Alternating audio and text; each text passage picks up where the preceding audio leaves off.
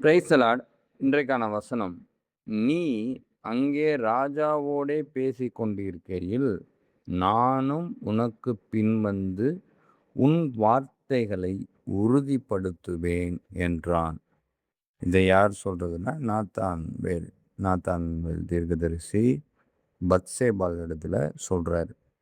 நீ ராஜாவினிடத்துல போய் தாவீது ராஜாவினிடத்துல பேசும்போது நானும் என்ன பண்ணுவேன், உனக்காக பேசுவேன், நான் அதை உறுதிப்படுத்துவேன் அப்படின்னு இங்க சொல்றார். இதை நம்ம ஆவிக்குரிய விதத்துல எப்படி பார்க்கலாம்னா, இந்த நாத்தான்வேல் ஆவியானவர்.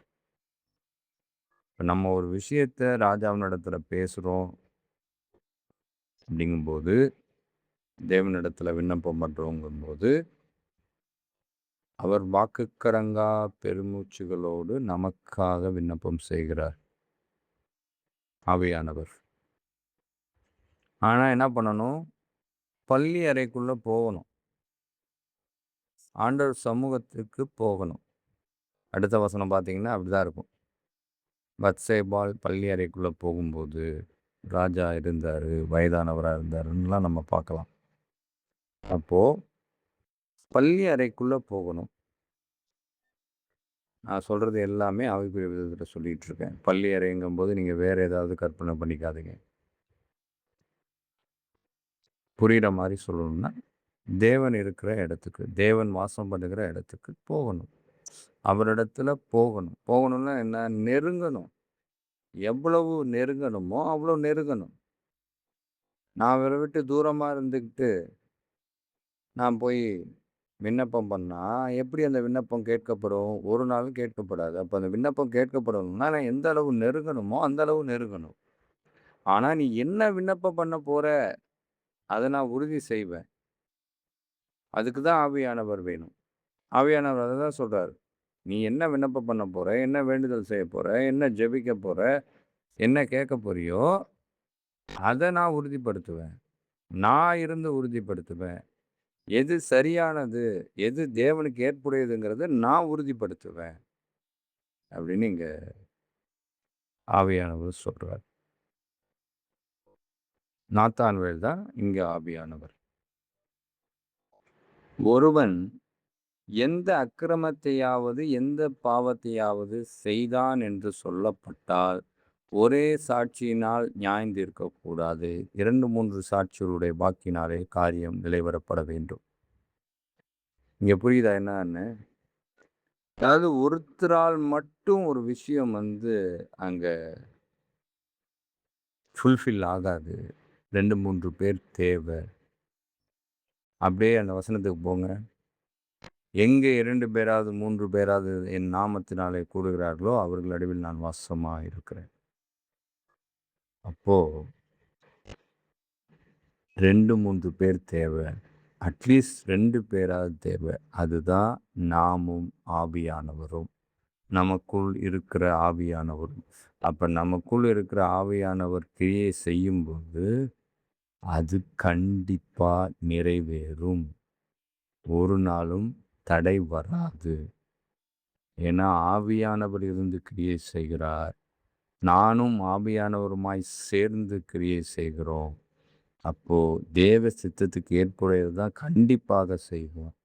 அங்க என்ன பண்ணாது, தோல்வி வராது, தடை வராது அப்படிங்கிறத நம்ம புரிந்து கொள்ளலாம். ஆனா ஆவியானவர் கிரியை செய்யணும்.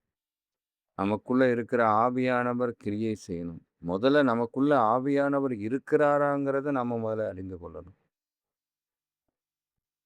ஆனா ஆண்டவர் சொல்றார், கடைசி காலத்துல மாம்சமான யாவர் மேலும் என் ஆவியை ஊற்றுவேன். யோவேல்ல இருக்கு. இப்ப யாவர் மேலும்னா இங்க ரட்சிக்கப்பட்டவர்கள், ரட்சிக்கப்படாதவர்கள் அப்படியெல்லாம் கிடையாது. மாம்சமான யாவர் மேலும். அப்போ ஆண்டவர் யார் மேல வேணாலும் அந்த ஆவியானவரை ஊற்ற முடியும். ஆனால் அந்த ஆவியானவர் நமக்குள்ள இருக்கிறாரா? இருந்தார் அப்படின்னா நாம செய்கிற ஒவ்வொரு காரியத்திலும் அவர் நம்முடனே கூட இருந்து அந்த காரியத்தை வாய்க்க செய்கிறவராய் மாத்திரமல்ல, அதை உறுதி செய்கிறவராயும் இருக்கிறார். ஆலோசனை இல்லாத இடத்தில் ஜனங்கள் விழுந்து போவார்கள். அநேக ஆலோசனைக்காரர் உண்டானால் சுகம் உண்டாகும். ஆலோசனைக்காரர் யாருதான்? ஆவியானவர் தான். அவர் ஒவ்வொரு தடவையும் ஆலோசனை குடுத்துக்கிட்டே இருக்கிறார். நாம செய்யக்கூடிய ஒவ்வொரு விஷயத்திலயும். இத செய்யாத, இங்க போகாத, இத பேசாத, இப்படி பார்க்காத, வாங்காத, விற்காத, இப்படி பல விஷயங்கள சொல்லிக் கொண்டே இருக்கிறார். ஆலோசனை கொடுத்து கொண்டே இருக்கிறார். இத இப்படித்தான் செய்யணும், அத அப்படித்தான் செய்யணும். நான் சொல்றபடி கேளு. இதுதான் தேவ சித்தம். இதுதான் ஆண்டவருக்கு பிரியமான காரியம். இது ஆண்டவருக்கு பிரியமில்லாத காரியம். அப்படிங்கிறத நமக்கு ஆலோசனை கொடுத்து கொண்டே இருக்கிறார். ஆலோசனை கொடுத்து கொண்டு இருக்கும்போது, அங்க எப்படி வேதனை வரும்? அங்க சுகந்தான் உண்டாகும். எப்போ ஆலோசனை நமக்கு கொடுக்கப்படலையோ, ஆலோசனையால் நாம் உணர்த்தப்படலையோ, நாம அதன் பேரால் அறிவுறுத்தப்படலையோ, அப்பத்தான் நமக்கு பிரச்சனை வரும். ஒருவனை யாதொருவன் மேற்கொள்ள வந்தால், இருவரும் அவனுக்கு எதிர்த்து நிற்கலாம். முன்புரி நூல் சீக்கிரமாய் அறாது. இது என்ன? இங்கேயுமே அதேதான். நான் ஒருத்தனா நின்று எதிர்க்கிறதற்கும், இருவராய் நின்று எதிர்க்கிறதற்கும் எதிராளிய வித்தியாசம் இருக்கு.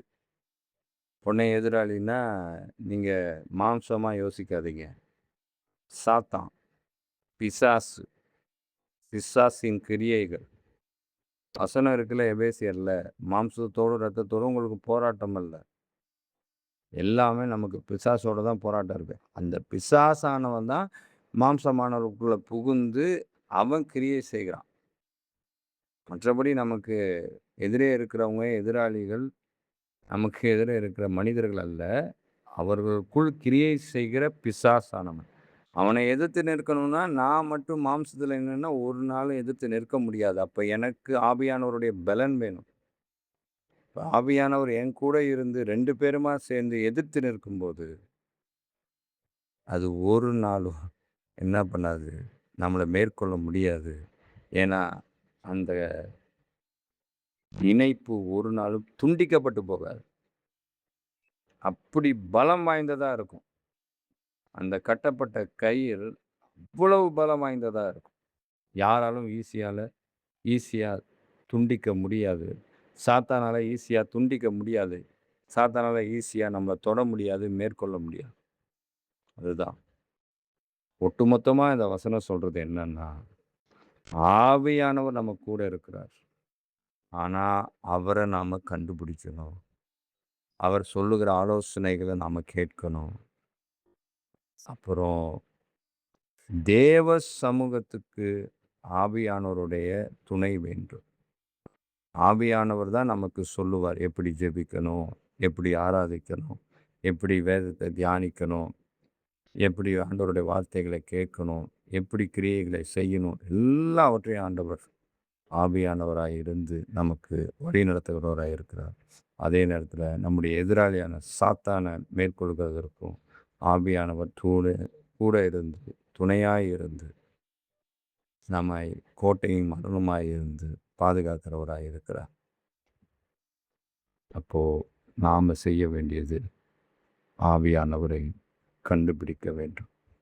காதுள்ளவர்கள் கேட்க கடவர்கள். ஆமென்.